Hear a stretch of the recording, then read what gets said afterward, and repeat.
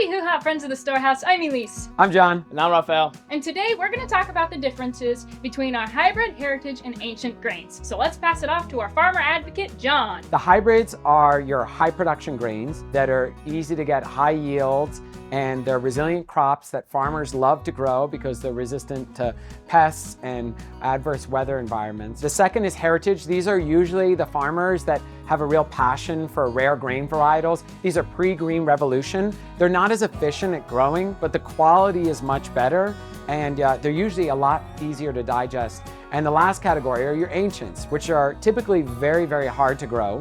The grain is hard to get a hold of. The seed in general is hard to get a hold of. You have to proceed with extra steps after combining, and it makes it very expensive, not just because it's hard to grow, but also because it yields less. And the best example for this would be like a hard red versus, let's say, einkorn. Hard red would yield about 100 bushels an acre for a good year, whereas einkorn is only gonna yield about 500 pounds, right? So you go from 6,000 pounds to 500 pounds. Now, why would we spend this extra money doing this? And why would the farmer put himself through the toil of trying to grow an ancient grain? It's nutritionally superior. It has more flavor, it has more nutrition, more protein content typically. Depending on what you're trying to do will determine which wheat you're gonna go with. So for example, hard red and Scotch 5. Well, both of those are hards, which are good for breads. Now the difference between both of them are gonna be the nutritional aspect and digestibility. So for example, your hard red is a hybridized wheat, so it is harder to digest compared to your Scotch 5.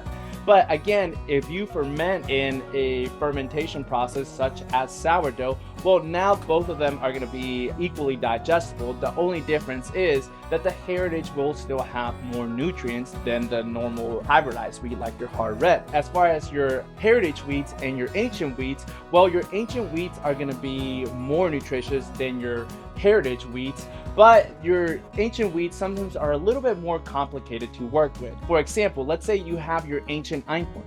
Einkorn has the highest protein with 18%, but it also has 0% gluten. So if you're trying to make a bread, you need gluten for bread to rise, and since einkorn doesn't have it, you're gonna get a very flat loaf. So a thing that people do is they get something like your Scotch 5 and blend it in with the einkorn. That way, not only are you gonna be able to get the rise because you have the gluten from the Scotch 5, but you're also gonna get the protein content and the nutrients from the ancient einkorn. All right, so that was a lot of information. But in summary, hybrid grains are cheaper to buy, but maybe not as nutritious or easily digestible as the heritage and the ancients. And the ancients would be the easily digestible ones and the highest in nutrition. Now, if this seems really overwhelming and just too much for you, please do not be afraid. Just step up to one of our flour bars at one of our locations or call our flour consultants. We will be really happy to guide you through the process and find the perfect grains for you and your baking. Thank you so much for joining us and for choosing to support our farmers and millers. We will catch you on the next one. Later. Woo!